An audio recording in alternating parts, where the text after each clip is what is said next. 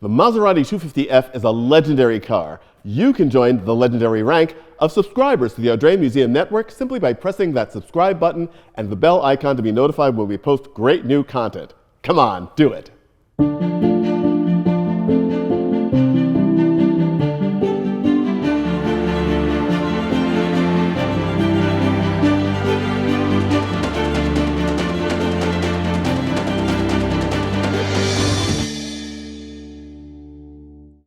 Hello and welcome to our exhibition, The Magic of Monaco, here at the Audrain Automobile Museum in Newport, Rhode Island.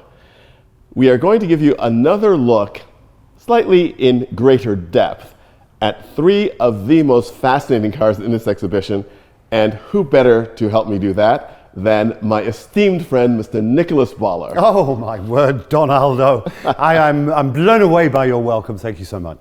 You're very, very welcome. And I will have to say that the car that we are standing on either side of, this 1956 Maserati 250F, is just one of the most amazing Formula One cars ever. Ever built.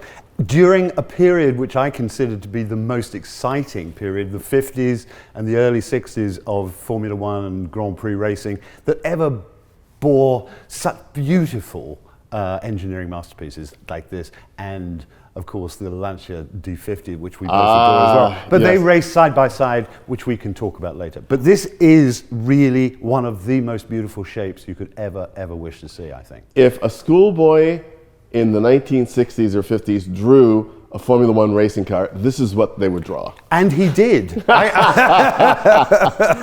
And it's this wonderful thing that, you know that I'm a big Formula One fan, and I follow Formula One assiduously in the modern era, but this is when the cars were both capable and beautiful. Yeah. And the functionality, and we'll talk a little bit more, we'll talk a lot more later about the transitions between front engine and mid-rear engine cars and rear engine cars. But I think there's just something so incredibly right about the proportions of a 1950s front-engine Grand Prix car. These wonderful tires with a spectacular tread that we have now in our watch bands. Yes. The non-slip variety. Exactly, non-slip, exactly. And the true geniuses that drove them. Yeah. I mean, you stand next to a car like this and you just feel the presence of Stirling Moss and Juan Fangio and Jean Bara, and it's just... Yeah. I mean, they are legends. In their lifetime they were legends. They are still legends. They are still referred to. Fangio, Moss, Stirling Moss, I had the privilege of knowing towards the end of his life, and very sad departing.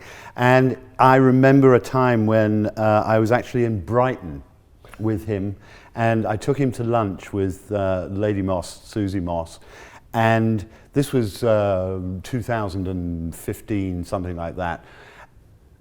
He was mobbed, let me tell you, in this little restaurant in Brighton. People were coming up to him throughout. And of course, Stirling drove this very car, the one and only time it raced competitively, and won at Monza in the European Grand Prix that year. What an incredible pairing. But this car was driven by many fabulous drivers in its day. I think Maserati built 26 of them. They sold them to privateer teams as well. And I think it is possibly one of the top three legendary Formula One cars of all time. And it's one of those things that this car comes to us from our wonderful friends at the Oriana Collection, Larry Oriana. He's got an amazing world-class collection of Italian sports racing cars and other cars. And it's also a car which was formerly owned by our friend Murray Smith, yes, who loaned us all these incredible posters and memorabilia from the Monaco races. And one of the things that Murray always told me about this car is that he loved the car, he loved the history of the car, obviously, he loved the way it looked, but he said it was such a fun car to drive. Yeah. And you look at the contemporary photographs of those drivers driving this car, and you can tell that they are at one with the car. Fangio said it was one of the best cars he ever drove, and certainly Stirling Moss as well. And Joe Colasacco, who manages the Oriana Collection, is also a terrific driver in his own right. Has won vintage races at Monaco, at Goodwood, at Le Mans Historique, I mean, just everywhere. also says that this car is one of his favorite cars to drive. Yes. It is just so incredibly well balanced. And when you think about the competition in the 1950s, in the mid-1950s, especially the year before this car, you had Maserati against Ferrari, against Lancia, against Mercedes. It was just absolutely extraordinary. And it was also a time when drivers could, and this is unimaginable today, a driver could, if his car failed, take over a teammate's car and drive, and if they got points, they split the points between them. Absolutely right, and because it was all about the team. Right. And they just had to get to the finish. And as you say, that happened often. And I love that period. It was almost amateurism. It was the gung-ho period. Cars were being built in sheds behind houses. They were being built in sheds in farmland. It was that spirit where the money wasn't that important, although of course it was. Money always counts. But the privateer spirit, the gung-ho, I'm going racing sort of people, remember they came out of a period of, during the Second World War, they were very often fighter pilots, they had served, they were used to excitement and speed and heroism. What better way to get rid of those feelings than on a racetrack? And it's also an interesting period because of the war. Yeah. You had careers that were interrupted. Yes. So you had at the same time very young people like Sterling Moss and Fangio, who made his Formula One debut at 36. Yeah. And won his championships. His last championship, I believe, he was 42 years old when he won his last championship. So you also had this great age range as well, which makes a difference. Now, let's talk about money and this car in particular. I'm sure a lot of the people who are watching this video have seen the Michael Mann movie Ferrari. Yeah.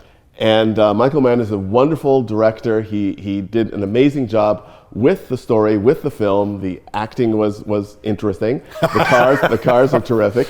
But one of the things which, unfortunately, in my opinion, he got fundamentally backward is the fact that he showed Ferrari striving to win in order to keep the factory doors open, when in fact, this beautiful car was made by a company that was nearly bankrupt. Well, absolutely. Went in and out of bankruptcy.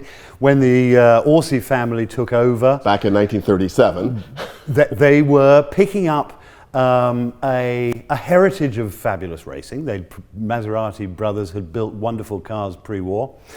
And this really was their answer. The Orsi family, Adolfo Orsi at the head of the company, this was their answer to the carrying on that wonderful spirit from the wonderful mark that Maserati had built. And it's interesting because the Orsi family was not really that interested in racing. They bought Maserati for the spark plugs they were making, the accessories. Right. Yep. And so the racing was sort of always a side gig. And you mentioned the fact that they built, unlike Ferrari, for instance, who basically sold, I think, one customer car to Sterling Moss once.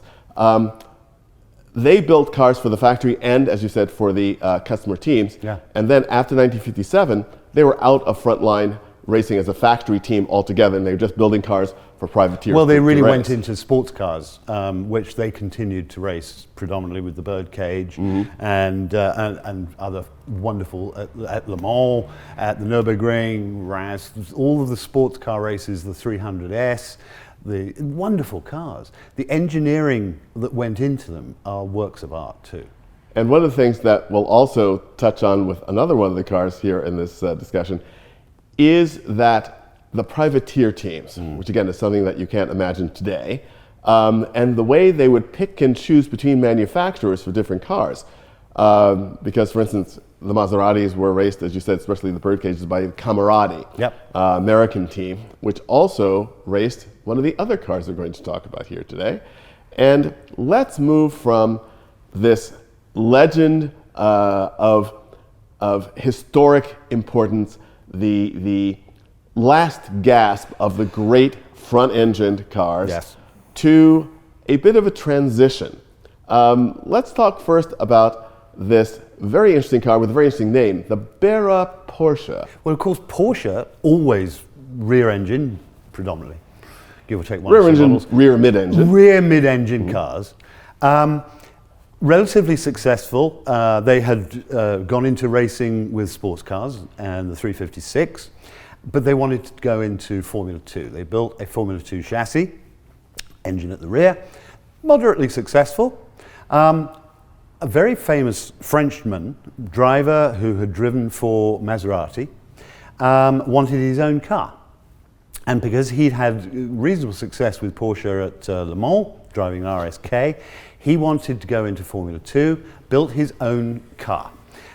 Instead of using the Porsche as it was, he threw away the body, had it built in Modena into his own, adaptive style. Also adapted the suspension. RSK engine. The RSK engine. The heart of it. Yeah. Because the Porsche effort didn't use the RSK. Right, okay. Adapted the wishbone suspension, swing axles at the rear, narrower front wheelbase, and gave it to a very interesting lady driver for its first outing. Let's take a step back just before we talk about her.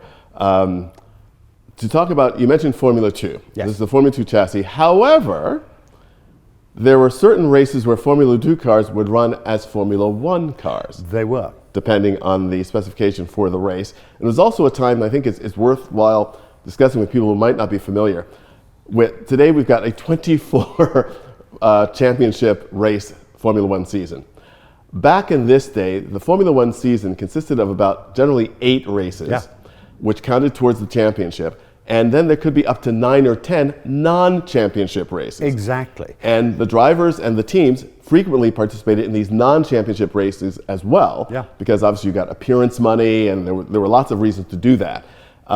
So it's a very interesting thing that people would hop in and out of cars depending on what the events were. Yeah. So let's get back to the historic moment that Jean Bara gave us. Well, with the Jean Bara Porsche, its first race, he handed over the steering wheel to Marie-Thérèse de Philippis, a woman driver for the first time, and moderately successful. But it was a beautiful, beautiful car. And I think Jean Bara should forever be known for this one car, although he was, as a driver himself, very successful. And of course, unfortunately, this story also speaks to a reality of the time, which is the fact that shortly after this car was built, Jean Bara was killed in a non-championship sports car race at the Ring in Berlin. And it's very interesting, too, that the project, however, continued after his death for another year, and then it was abandoned. Yeah. And it's very interesting, too, that Porsche, as dominant as Porsche has been in racing sports cars, Porsche never really put it together in Formula 1. Well, I think that's probably because it really did very little for their bottom line. They wanted to sell sports cars. Formula 1 doesn't do anything for anyone's bottom line, except for perhaps Ferrari. Maybe, without a shadow of a doubt. Yeah. And I think that's where they put their strength. But this car, the Bara Porsche, is a unique motor car, fabulous condition, owned by the wonderful Revs Collection down in Florida, and we're very grateful to them for lending us the car. And now let's talk about the car which is credited as not only cementing the rear-engined revolution, but for being the first rear-engine car to win the World Championship for makes, which was actually new. It was just a few years old when it happened. So let's talk about one of your favorite cars right now, this incredible Cooper. The Cooper Type 51 really, and this particular car itself, changed many, many things that we're so used to today. The rear engine. The rear engine design really came from John Cooper, who had made his name building rear-engined Formula 3, 500cc, open wheel, little, almost go-karts. Very competitive, and they would appear as support races at a lot of the Grand Prix around Europe, and gave birth to many, many drivers who cut their teeth on these 500cc little whizzy go-karts. Fabulous things to drive, and I've driven one, and it is the most fun you could ever have with 4 feet of car. But that's really where John Cooper came from, rear engine. He developed it. The Type 51 that we're looking at now, not only was it hugely successful, but this model was actually bought by Stirling Moss's father, Alfred Moss, and Sterling's manager, Ken Gregory, who was very important to Sterling's career. And they received sponsorship, horrors, sponsorship from Yeoman Credit. And this particular car is the very first car to have changed its name and its livery for a sponsor. For a sponsor. And but they still did honor, because it's still green. Yes, yes. So it's a British car, Sterling so it's still green. Always wanted to drive a green car. Whatever he drove, he would try to have a green car, British racing green. Not quite the British racing green that we expect to see. The British car, it's in green, and it British races, racing so green. that's British racing green. So there you Leave go. it, yep. Now, one of the other things that's so interesting about the Cooper, when you first take a look at it, if you weren't immediately aware that it's a rear engine car, you think, it's got this big air scoop on the front, on the nose. It sort of looks as if, well, maybe it has a flat, a boxer engine and just a front engine car. And they say, well, no, the rear behind the driver is a little tall, so that can't be right. But it was very interesting that we discussed in the exhibition preview video about the fact that the rear engine configuration had been used before the war, the great auto unions. Yes. And during the war, Wilfredo Ricard worked on some rear engine designs for Alfa Romeo. Yes. Enzo Ferrari even looked at some rear engine designs. And all of the defects of those cars from an age when power meant a bigger engine had been solved by John Cooper, because with his experience, as you said, working in the smaller formula, realizing it was about packaging. Packaging and nimbleness, Yes. if that's a word. I will create the word. It's nimble. It gets around corners. It will run rings around the front engine Maseratis of the time, because they competed side by side for the very first period. Would run rings around the corners. They might lose a little power down the straight, but they were agile. And one of the things that we touched on with the Bara Porsche was also, this was a time when, and as Formula One enthusiasts look at the 1960s and early 70s, and it was the Cosworth dominated time when there were tons and tons of chassis builders and everyone stuck a Cosworth DFV in and you went racing. The Cooper chassis was so impressive that various teams powered it with various power plants. There was even a Cooper Maserati. Absolutely. A four-cylinder car, exactly. Yeah. And so you could use that chassis as well to be powered by whatever you wanted it to be powered by, which also changed, I think, the face of manufacturing, because a manufacturer like Maserati realized, oh wait, I can have a presence in racing without building my own car and putting myself out there. No, I think it made a big difference. But you mentioned the Cosworth engine. Frank Cosworth, Costin, Keith Duckworth, again, building engines in a shed in England and selling them to whoever wanted to pay the money to go racing. And that was one of the most successful engines of all time. So it's quite wonderful that we have here in this corner of the gallery a Maserati 250F, an example of the model which won the last front-engine World Championship, and the Cooper, an example of a car which won the first rear-engine championship. Truly the passing of the torch. Absolutely, and it's fabulous to see these together, because they are bookends, if you like, to a wonderful library of motoring history. Exactly, and allora, c'è tempo di partire. So thank you very, very much for joining us today, and we hope that we see you back here in the Audrain Museum Network, or check out the exhibition on the Bloomberg Connect app, and of course be sure to be a subscriber to the Audrain Museum Network, because you'll get more great content like this, and we can't wait to see you. Thanks for coming.